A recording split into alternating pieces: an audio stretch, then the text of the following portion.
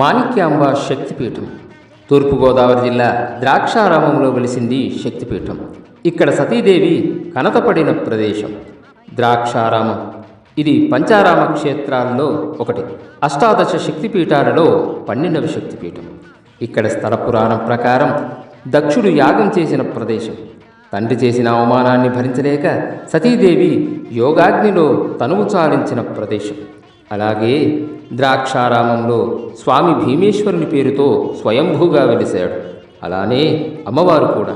వీరిద్దరిని ముందుగా పూజించినవాడు సూర్యదేవుడు. కావున ఇక్కడికి వచ్చిన భక్తులకు శరీర రుగ్మతులు నయమవుతాయని నమ్మకం. మరో విశేషంగా ఇక్కడ అమ్మవారిని శ్రీచక్రంపైనే స్థాపించడం వల్ల శ్రీచక్రానికి అటు అమ్మవారికి ఏకకాలంలో పూజలు జరిగి తనను కొలిచిన వారి నమ్మకాన్ని రెట్టింపు చేస్తుంది మాణిక్యాంబ.